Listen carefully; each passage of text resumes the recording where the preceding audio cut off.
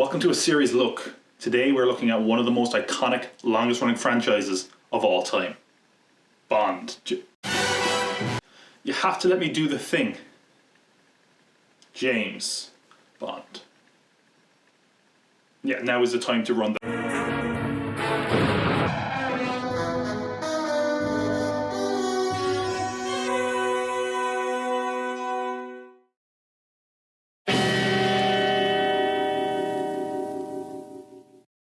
That's right, the quintessential cinematic spy film about the man who is a gambling, misogynistic alcoholic, but he's suave and sophisticated and kind of cool.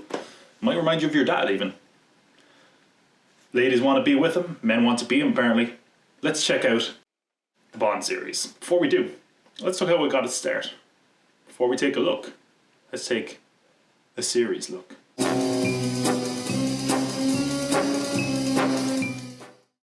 James Bond was created by Ian Fleming, a former naval intelligence officer who drew on his own experience and the spies he met to craft the world of what would be James Bond.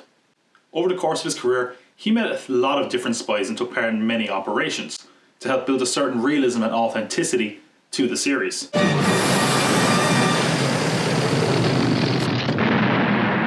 Authenticity!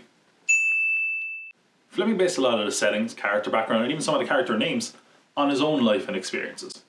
In fact, a lot of the character traits that Bond has were Fleming's own, such as gambling, golfing, and unfortunately, the fact that they were both orphaned at an early age.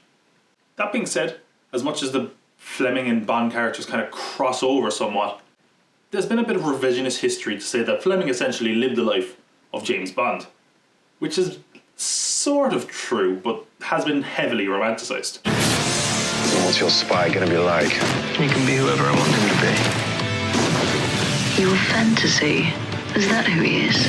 Fleming, the man who would be Bond. Somewhat natural and normal for biopics to do this, whether for simplicity's sake or to make things just that bit sexier. But it also sort of makes sense. Generally, when you're telling the story of the writer, the person interested in the life of the writer is really a fan of the writer's creation. So how do you keep people interested? Well, you draw a parallel between the writer's life and the writer's creation, and you mix them together. In other words, to make things more interesting, maybe it would be good if we saw parts of their creation throughout the course of their life.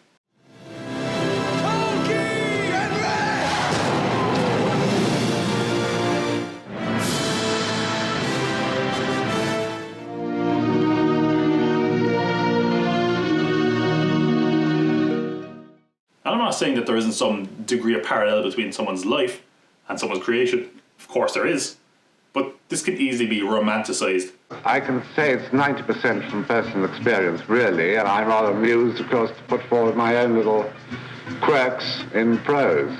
And while Fleming no doubt took inspiration from his real life, and of course his time during the war, a lot of his time was spent in an office, planning and working on intelligence and counterintelligence operations. And that means that the parallels between Bond and Fleming can at times be very tenuous, and it means that we try to make the mundane sound interesting. Like this clip of Joanna Lumley trying to make a door sound exciting. Oh look, just near this filing cabinet, here's the door. This was the door through to Admiral Godfrey, so Ian Fleming, when he was called, I say Fleming, yes, and he'd have gone in through here. But of course, later on, this would have been the door that Bond would have been summoned for M. In reality, a lot of the exciting escapades that we see in the Bond films were what Fleming imagined other spies got up to in the field while he was in the office. While the background details, a lot of it was gathered from meticulous research and some of his own hobbies as well. Fleming's vision for Bond was a man who was dreadfully dull and things happened around him. In some ways, that could describe Fleming himself. And in keeping with the mundane, Fleming took the name of an ornithologist with what he thought was a dull and plain name. James Bond. Aside from their name though, they do have one other thing in common. They both get all the birds. First Bond book, Casino Royale, was published in 1953 with a new Bond book coming every year after and even after the death of Ian Fleming in 1964.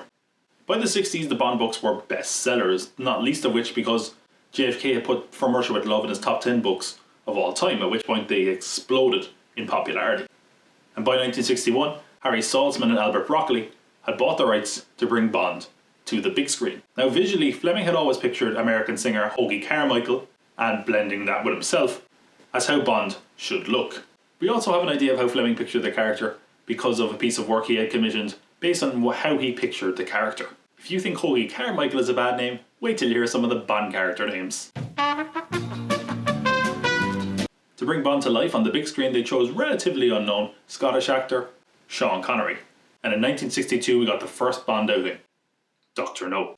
And thus began one of the longest running franchises of all time.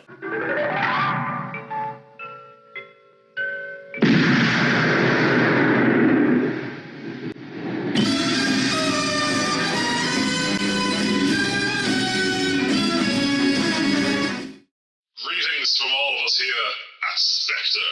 If you enjoyed the latest batch of intel on 007, be sure to press that like button. And if you want to make sure that you don't miss the next transmission of confidential information on 007, be sure to press subscribe. Stay evil, my friends. Spectre out.